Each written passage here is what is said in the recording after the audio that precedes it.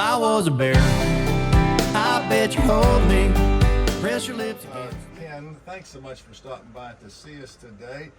From where were you last night, my brother? I was just up the street. Just I was up just the taking street? in Moorfield. At the South Branch Inn. Well, Yeah. I hope your stay was. It was wonderful. Well, tell me about what you've been doing. This radio tour. Is this what number stop is this in your journey? Oh wow, it's all a blur. I have no idea. I have no idea. Okay, better question might be how much longer are you going to be out here? In Moorfield? No, you on your. Oh yeah. No, I'm sorry. Yeah, this is only a Tuesday. I'll be out in the area. I don't know. I'm driving every time I leave a station. Either it's a 1 hour or like a 6 hour drive. Yeah. And so everybody always asks me at the stations, "Where are you going next?" I'm like, I don't know.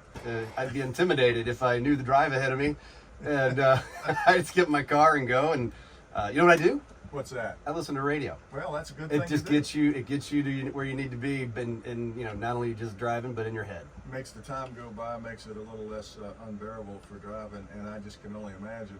And because people ask us about this little town, what are you close to? Well, nothing. So You know what? You're probably enjoy the you're close to family. This is true. Yeah, it feels like a great town. This is true. Well, thanks so much for now. Pronounce your last name for me again. Domash. Domash. It's like, you know, if you were going to an Italian restaurant, it's like, again, a Domash. Okay. That's how I picture it, you know? Hey, I don't know. Hey, it was just given to me. But you say it the way it looks, you know, like do the mash. I'm not going to lie.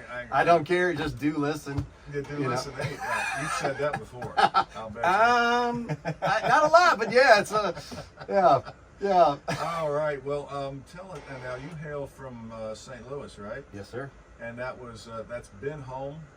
That's always been home. Yeah. I could tell you an interesting story about why that's always been home. Please do that. So growing up, I don't know where I heard it. I think it came from my dad.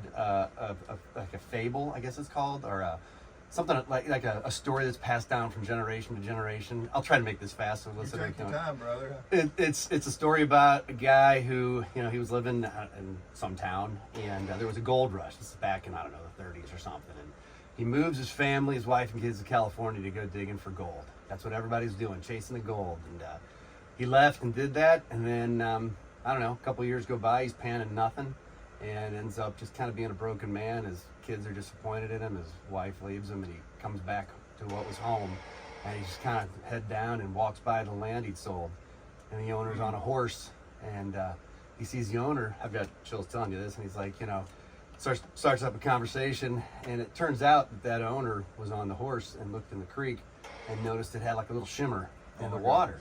And it turned out it was the biggest diamond mine discovery ever in the United States. So the guy had sold his acres of diamonds chasing gold.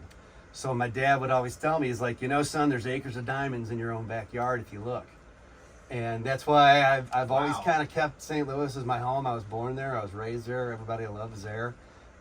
You know, and so I just keep looking for my diamonds in my own backyard. That's a story. That gets you in the feel goods, doesn't it?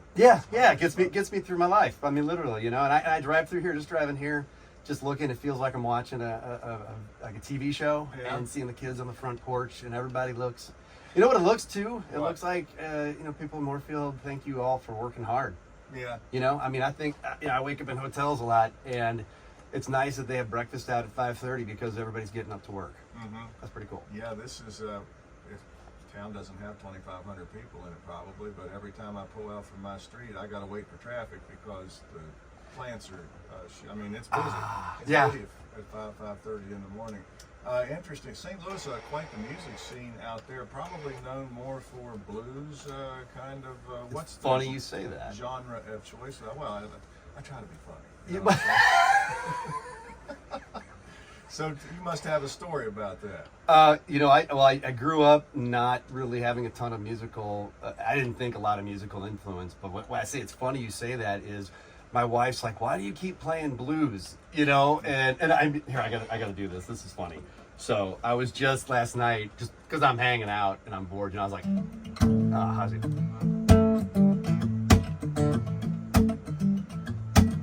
Rock me, baby, rock me all night long.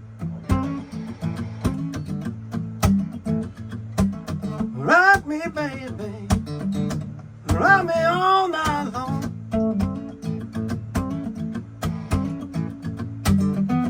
you the wrong name. Like my back ain't got no bone. And you know what that sounds like to me too? What's that? It sounds like the. Yeah, it's not much. Feel the train rolling, so coming around then. Hard to do in the key of A, but I was playing that to myself last night. That's a Johnny Cash beat. Yeah. And so in my head, funny you say it's all, blues. Blues is in everything. And every song I hear sounds like blues. Elvis is like, tons of blues. And when you break it down, I feel like there's a lot of blues in the songs I write. But my wife always laughs. She's like, they all come out country. It's like, that was me trying to do B.B. King. Didn't work. Works for me.